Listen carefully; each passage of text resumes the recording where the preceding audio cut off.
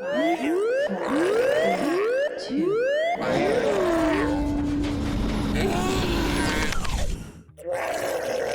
are now halfway through the DARKSIDE 488 Challenger series, and the second fastest driver is out in the lead.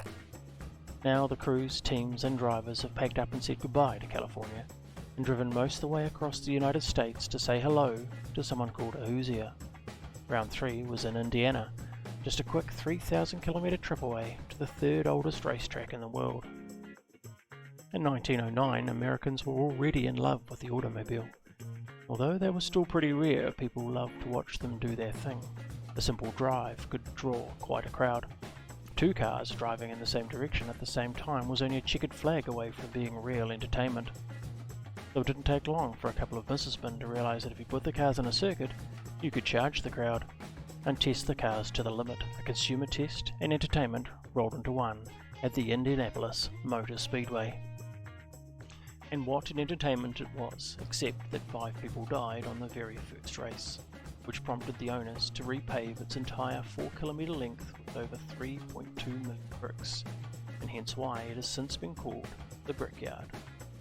And it is still a tradition for winners, losers, spectators and weird lip enthusiasts to kiss the bricks that pave the start-finish line.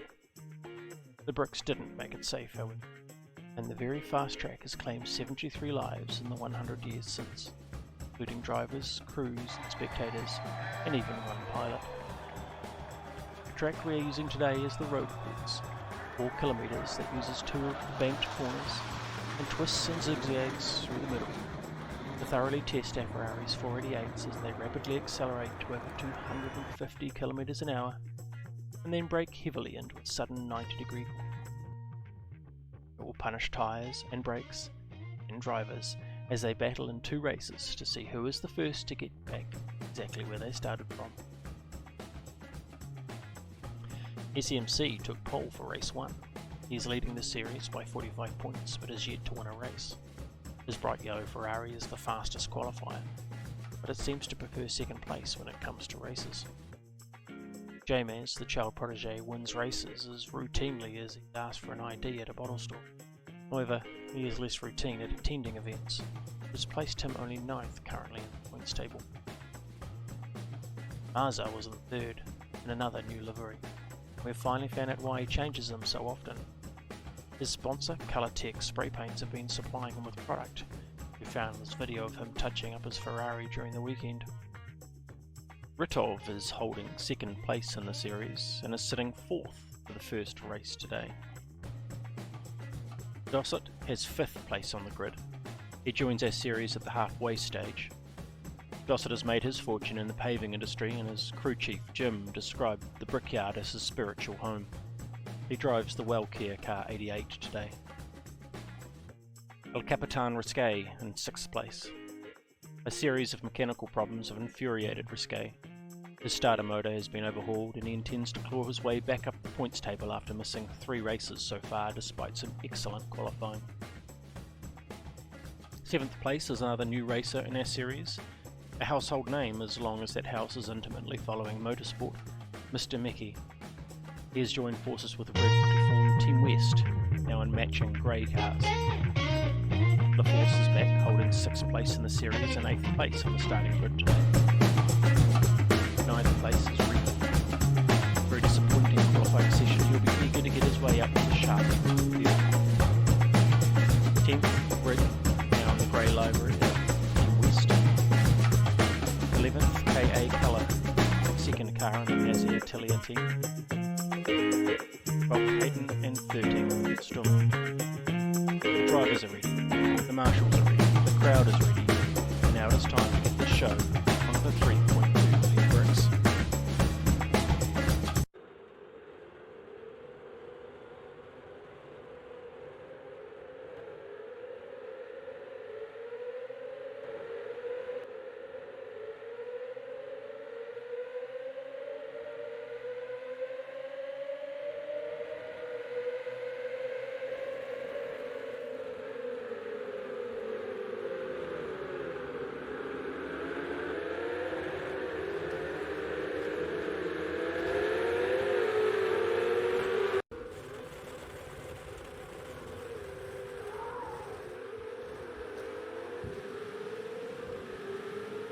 From Dossett's car we get a brick-eye view of J-Maz leaping off the line and making the first corner first, leaving SMC and Marzo to fight for second place in the good old touring car fashion, gloves off and no holds barred,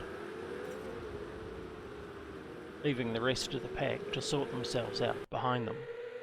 Risque having some traction issues and running wide through the first chicane, giving away 3 places for his trouble.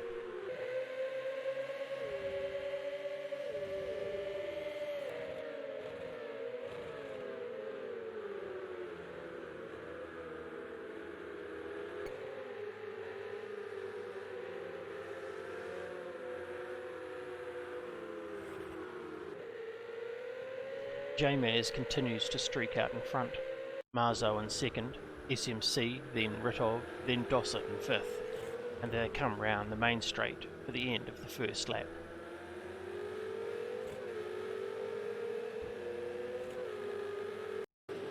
Risque is still having traction issues.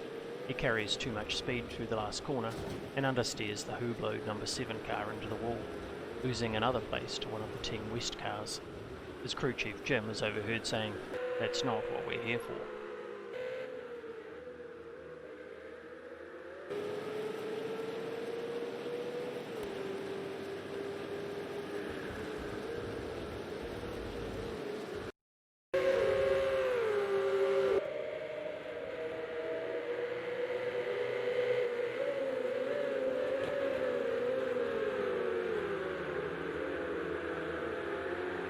The pressure was showing on more than just Risque. Colour vented his frustrations on the braking markers, but not everyone was impressed.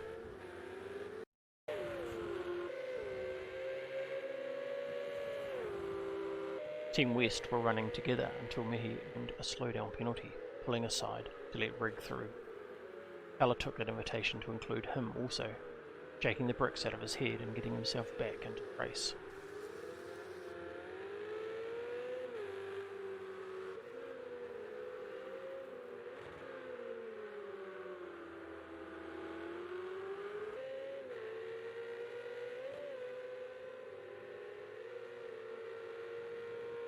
The back markers may not have been on the pace, but the battles were just as intense, reaching over 250 km per hour along the main straight, then hard on the brakes into turn 1, 90-degree right-hander that had the Ferraris right on the edge of their grip.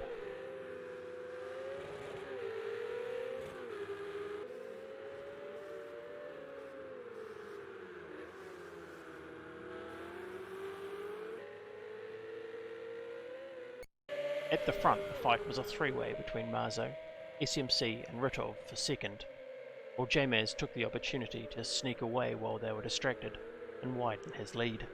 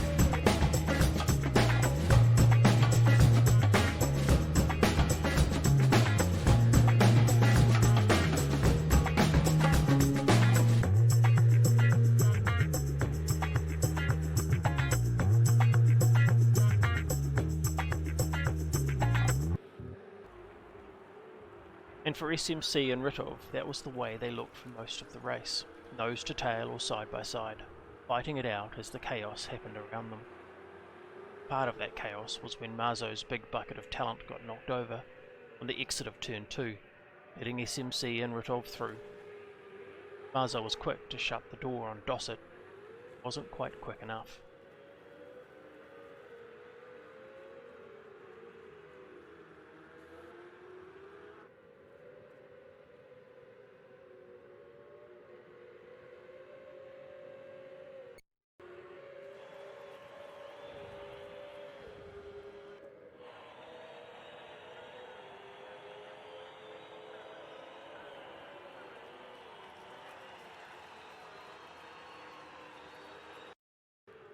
Risque and Meke got bogged down for their battle for 7th place, not where either of them wanted to be, but neither of them willing to let go of the fight.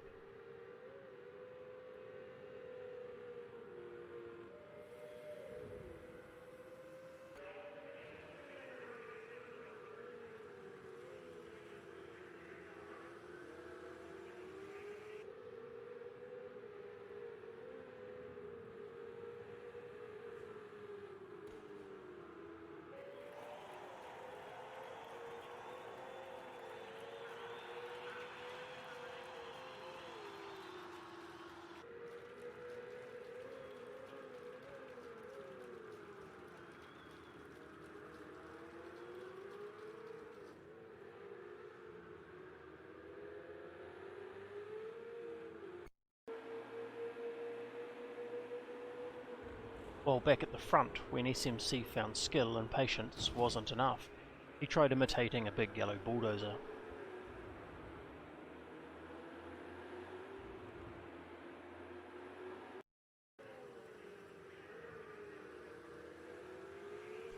Among the backmarkers, Hayton and LaForce showed that the action wasn't just for the podium.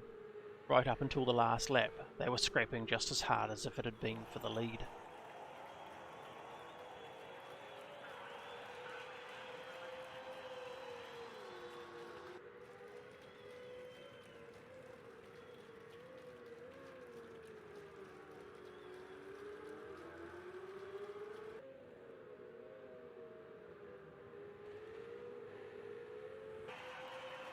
Risque and Meke continued their personal battle for 7th, matching each other turn for turn.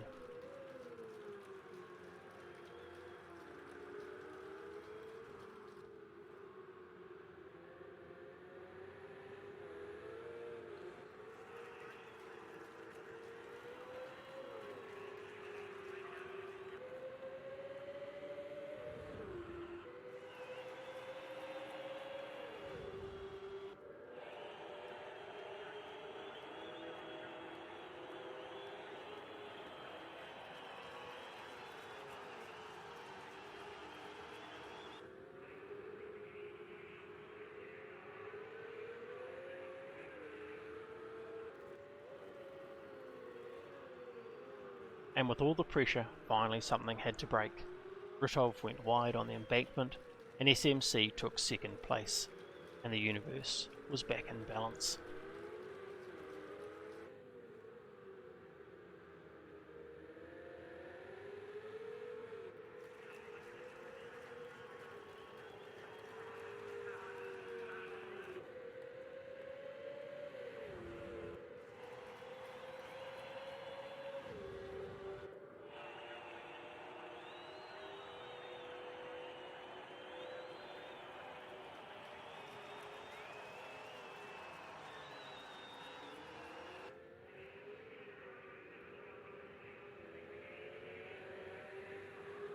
But all that fighting had allowed J-Maz to build up quite a lead.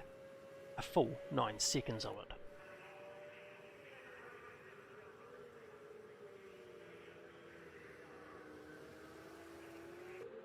Risque and Meke caught up with Mazzo at the last lap. There were battles all over the field, keeping the Brickyard's 250,000 spectators entertained right up until the last moments of the race.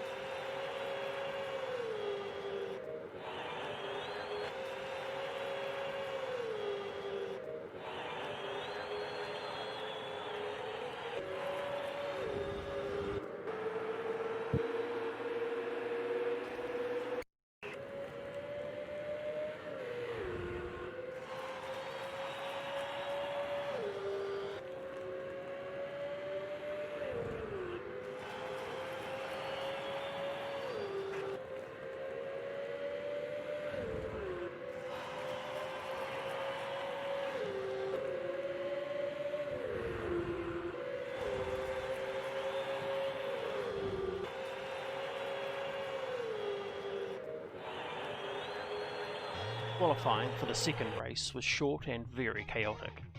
Fast drivers were caught behind slower ones, some drivers failed to put in a decent lap at all, and basically the whole pot was thoroughly mixed up, with one obvious exception.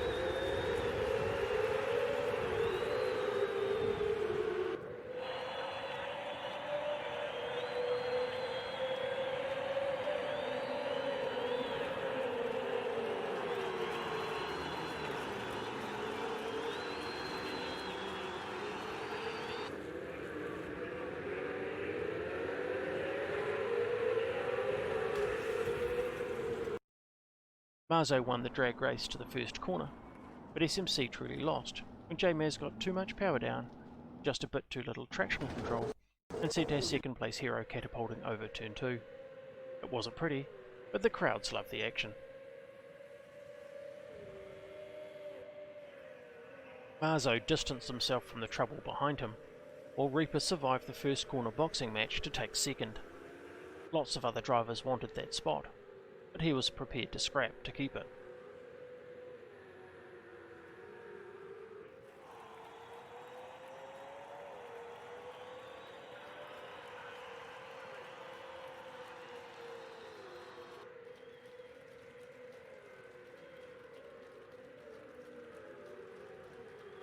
Risque had a good start and started building from there. He took third place from Meki and locked his sights on Reaper.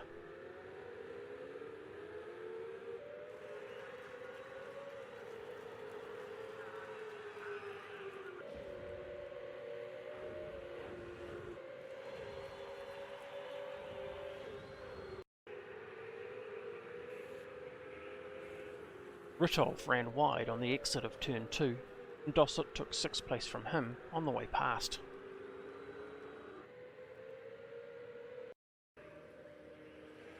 With both J-Maz and SMC knocked out of the running, Marzo was in the lead and making ground.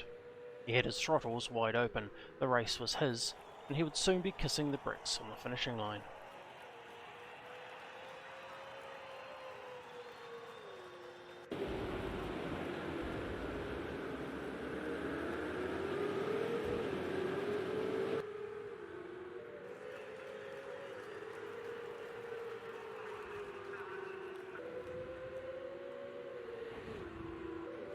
Ritov had other ideas.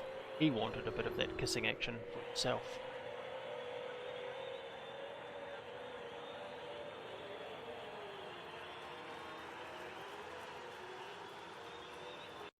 J-Maz made his way into the pits at the end of lap 1, in very strange company, now at the back of the field.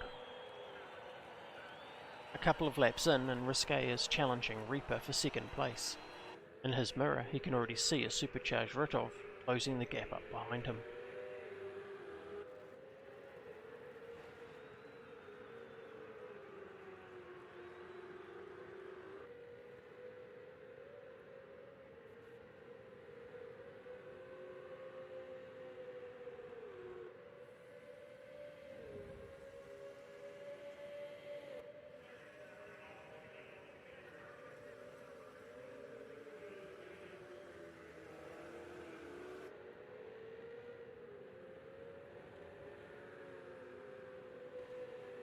Reaper defends valiantly, but it is only a matter of time.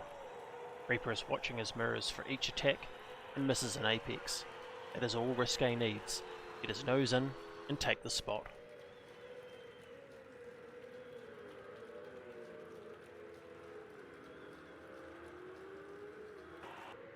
Another couple of laps and now it's Ritov's turn to attack Reaper. But Reaper is not going to give anything away easily. He defends and fights back.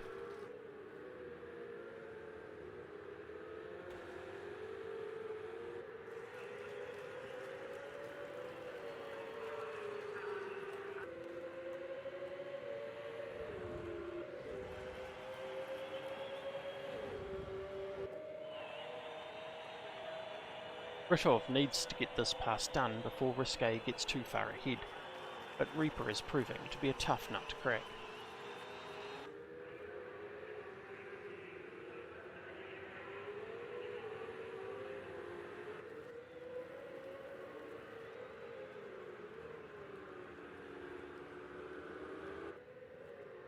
But he finally cracks him just before the chicane.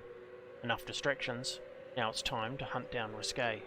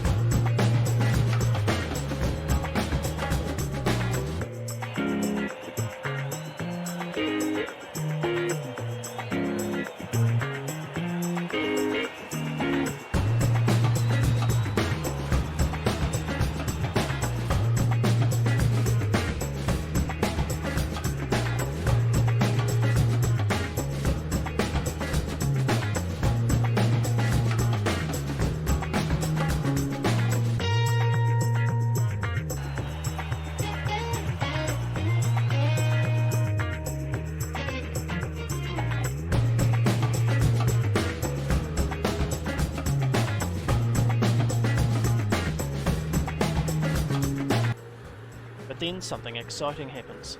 Marzo kicks over his talent bucket again, and the race is thrown wide open. Now Ritov is chasing the lead, and the chase is on.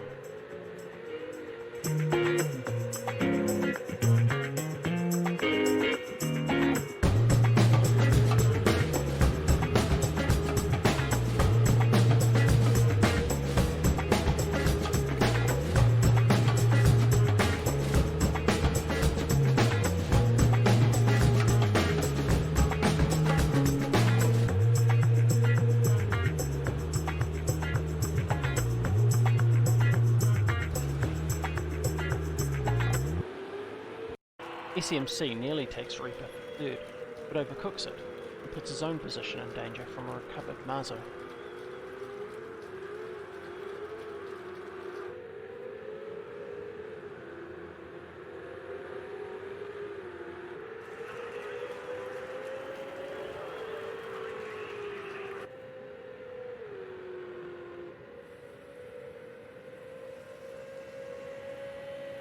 Ritov turns on his chasing lights to let Risque know he's coming for him. The move is subtle as a brick.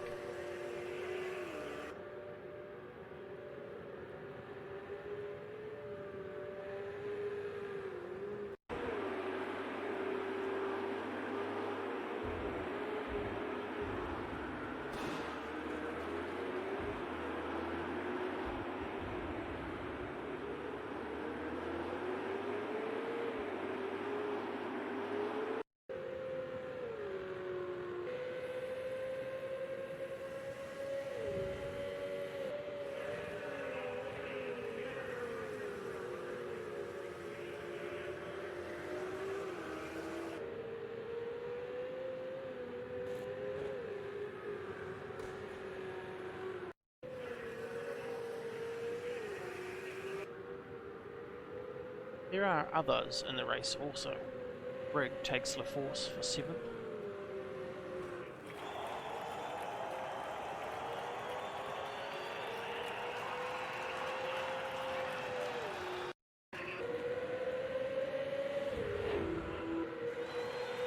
And the other member of Team West, Becky, is chasing down Hayton for 9th spot.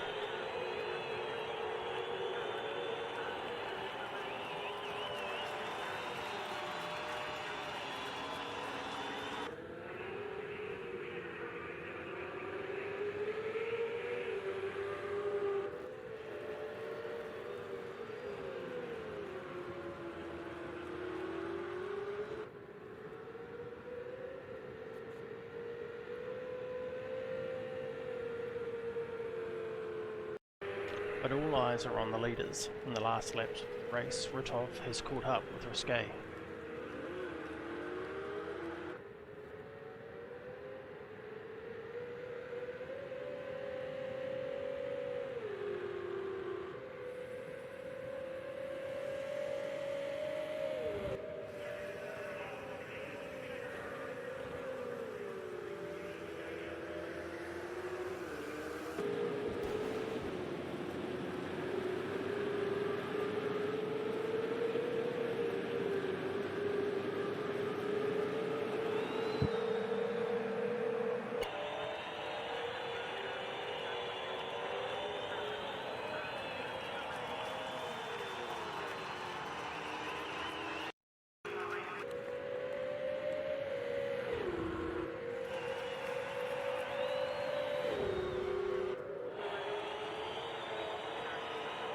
Risque guards the inside line to protect himself from being undercut, but he goes into the corner too deep and gives Ritov the faster line.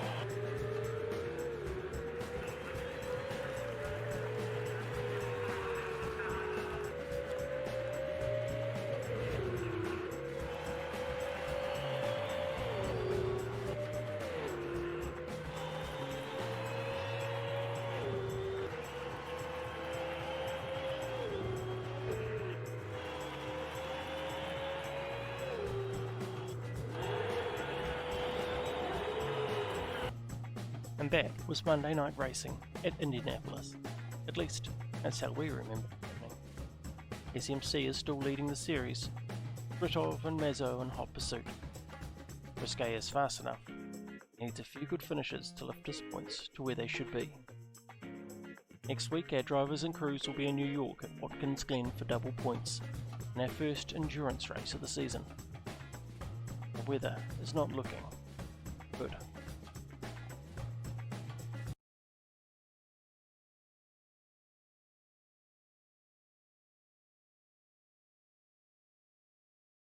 The end. They're just doing a bit of short fueling now.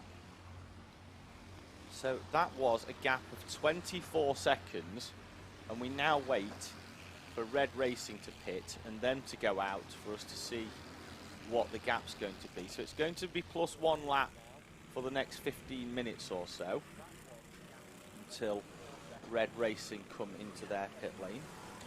Class leaders in Clubman though, 303 Racing, and there's a birthday down in the paddock for one of their team members, Chris.